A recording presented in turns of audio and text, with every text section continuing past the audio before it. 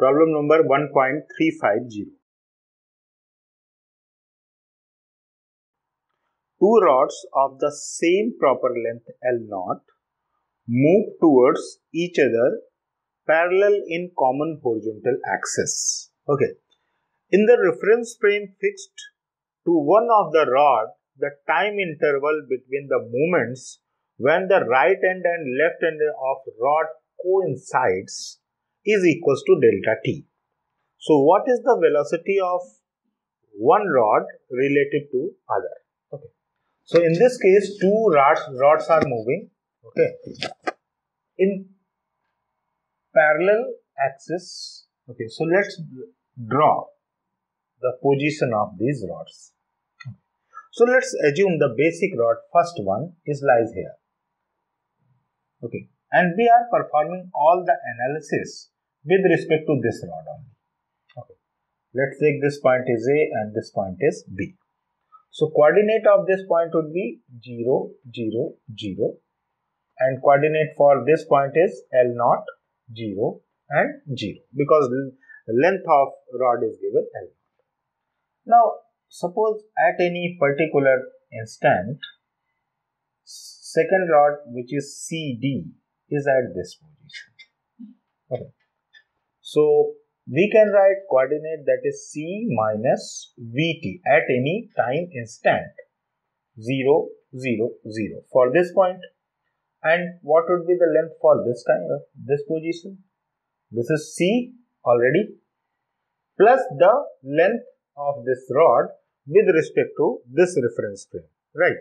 So we must write C plus L0 upon beta we may write, or we can write 1 minus V square upon C square minus Vt comma 0 comma 0. So here you need to take care that how we'll mark this point, these points. Okay. So we are marking with respect to this one. So as it is moving with velocity v, so with time this coordinate will change. So we wrote C minus Vt, and on the other hand here we'll get the relative length. Okay, as per length contraction. So C plus L0 upon 1 minus V square upon C square minus Vt. Okay, now see how these two rods will cross each other. The crossing phenomena would take place like this.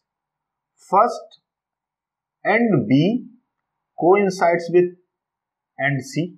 Okay, then we start first time when they will meet. So this is our initial time. From there we'll start our counting. And when end A would meet with the end D, then it is our final time. Okay. So we need to find out the time difference between these two situations. Right. So when end C coincides with B, so let's perform first calculation. When C coincide with B.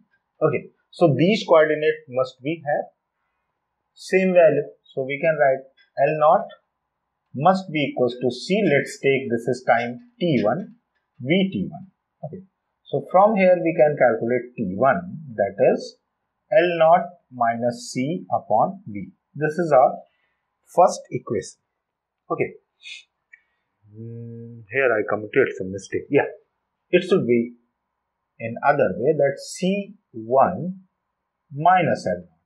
We need to replace here. So this is our first expression. Now in second case, when D coincides with A, so this coordinate and this coordinate must be same. So let's take that time is T2. So C plus, let me mark it, when D coincides with point A, right? So C plus L0 over under root 1 minus V square upon C square minus Vt2, it must be equals to 0. Okay. So from here we can calculate time T2. So T2 is equals to C over V plus L0 over v under root 1 minus v square minus c square. So this is our second expression. Now we need to find out the time difference with respect to this frame. So initial point was at t1, finally it crosses this rod at t2. So delta t would be equals to t2 minus t1, right? So we can open this expression, that is delta t is equals to c over v plus L naught under root 1 minus v square upon c square, and minus this time that minus c upon v, let me open this bracket, okay, plus L over v or L naught over v. So this term would get cancelled out and we'll get delta t is equals to L naught over under root 1 minus v square upon c square plus L naught over v. Now we can further simplify this equation as per our requirement. Okay. It depends that up to which label we need to solve this, else we can modify this, that L naught we can take common, that is v plus under root 1 minus v square upon c square divided by under root 1 minus v square upon c square. Okay. And then we can do further modifications whatever needed. So this is the final solution.